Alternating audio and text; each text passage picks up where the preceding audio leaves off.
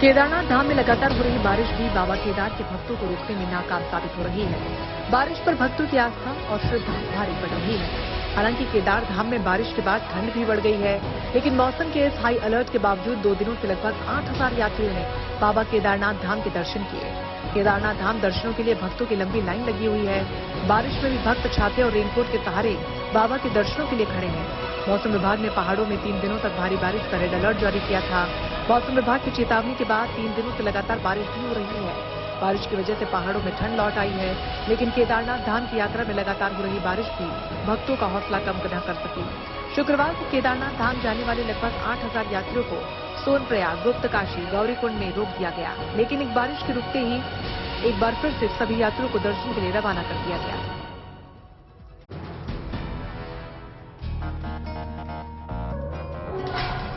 रामनगरी अयोध्या दीपोत्सव के लिए सजने संवरने लगी है।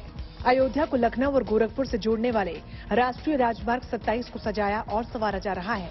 NH 27 पर भगवान राम के बचपन से लेकर वनगमन और राजा राम बनने तक विविध रूप से संबंधित करीब दर्जन भर प्रतिमाएं लगाई जा रही हैं।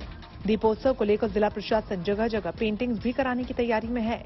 राम की नगरी अयोध्या को लखनऊ से जोड़ने वाले नेशनल हाईवे को 6 लेन से जोड़े जाने के साथ ही रामायण से जुड़े प्रसंगों को जीवंत करते हुए सजाने संवारने की योजना पर काम चल रहा है।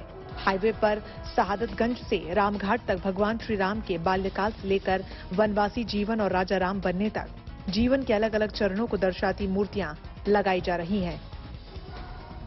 सड़क किनारे भगवान राम के विविध रूप के साथ ही उनके जीवन से जुड़े ऋषि मुनियों की प्रतिमाएं भी लगाई जा रही हैं।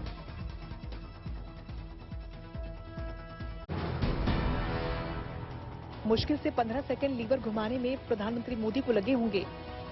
उनके ठीक नीचे मौजूद पिंजरे का दरवाजा खुला और हिंदुस्तान की जमीन पर पहले मेहमान चीता ने हल्की दौड़ लगाते हुए खुले आसमान का रुख किया। नामीबिया से भारत लाए गए 8 चीतों में से 3 चीतों को प्रधानमंत्री मोदी ने कूनो नेशनल पार्क में कुछ इसी अंदाज में आजाद किया। ये चीते 8,000 किलोमीटर का सफर तय कर हिंदुस्तान पहुंचे हैं। इनकी अगवानी के लिए प्रधानमंत्री मोदी के जन्मदिन का दिन चुना गया और अब ये चीते, जो कि हिंदुस्तान की किताबों में लुप्त जानवरों के अध्याय का हिस्सा थे, इतिहास बन चुके थे। 7 दशक का सफर पूरा कर अब वो हकीकत की जमीन पर खड़े हो गए हैं। कूनो नेशनल पार्क में इनके लिए तैयारियां पहले से की गई थी।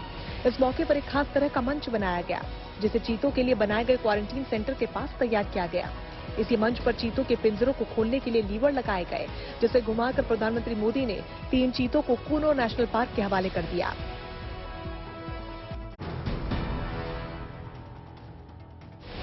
प्रधानमंत्री मोदी अपना 72वां जन्मदिन मना रहे हैं। इस मौके पर दिल्ली से लेकर लखनऊ तक और वाराणसी से लेकर देवघर तक पीएम मोदी के जन्मदिन की धूम रही।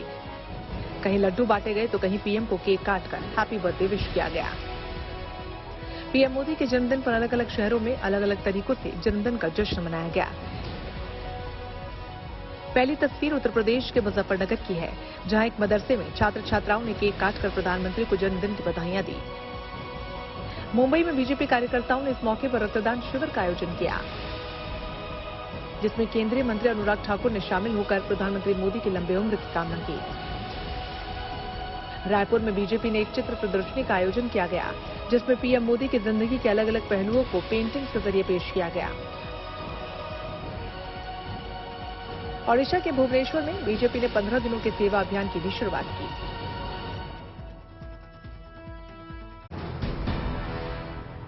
प्रधानमंत्री मोदी का जन्मदिन हो और काशी के कोतवाल बाबा काशी विश्वनाथ का आशीर्वाद उन्हें न मिले, ऐसा कैसे मुमकिन हो सकता है। पीएम के जन्मदिन के मौके पर काशी विश्वनाथ मंदिर में खास पूजा अर्चना का आयोजन किया गया। पहले बाबा विश्वनाथ के दरबार में मंत्रोच्चारों के साथ खास पूजा हुई। इसके बाद प्रधानमंत्री मोदी की लंबी उम्र के लिए काशी विश्वनाथ धाम में भव्य यज्ञ का आयोजन किया गया।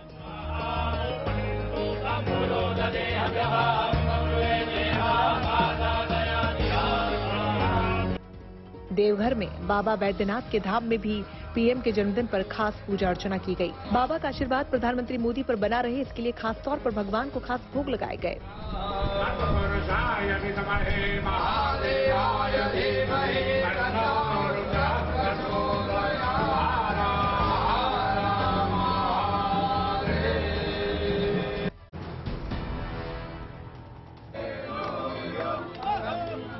जश्न, उत्साह और उमंग से लबरेज ये तस्वीरें उत्तर प्रदेश के चंदौली की हैं, जहां प्रधानमंत्री मोदी के जन्मदिन को खास बनाने के लिए 72 किलो का केक काटा गया।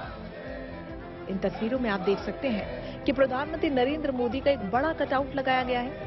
पीएम का 72वां जन्मदिन मनाने के लिए 72 किलो का केक काटा गया और मौजूद तमाम बीजेपी के कार्यकर्ताओं ने बर्थडे सॉन्ग गाकर प्रधानमंत्री नरेंद्र मोदी को जन्मदिन की बधाइयां दी। क्योंकि आदरणीय प्रधानमंत्री जी का 72वां जन्मदिन था, इसलिए 72 किलो का हम लोग केक बनवाए हैं और उस केक को यहाँ के सफाई कर्मियों के साथ मिलजुल कर पार्टी के कार्यकर्ताओं, यहाँ के वासियों के साथ बहुत ही हर्षोल्लास के साथ मनाया गया है। मेरा आशीर्वाद रहे कि मोदी जी 100 साल जिए।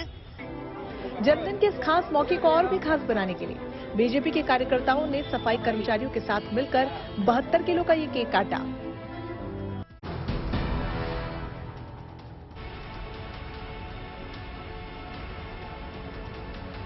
आप विधायक अमानतुल्लाह खान की मुश्किलें बढ़ गई हैं। दिल्ली की अदालत ने आप विधायक को 4 दिनों की पुलिस कस्टडी में भेज दिया है। एसीबी की छापेमारी में अमानतुल्लाह के करीबी के घर से पिस्टल बरामद हुई थी। अब अमानतुल्लाह खान की गिरफ्तारी को लेकर दिल्ली में आम आदमी पार्टी और बीजेपी एक बार फिर से आमने सामने है। आप इस कार्रवाई को साजिश बता रही है तो बीजेपी आम आदमी पार्टी की नीति और नीयत पर सवाल उठा रही है। एसीबी की छापेमारी के बाद शुक्रवार को आप विधायक अमानतुल्लाह खान की गिरफ्तारी हुई। अमानतुल्लाह के बिजनेस पार्टनर के घर से विदेशी पिस्टल भी बरामद हुई।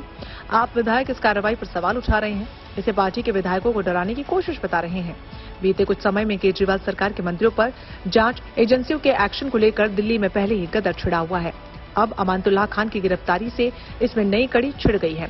बीजेपी और आप के बीच सियासी लड़ाई और आगे बढ़ गई है।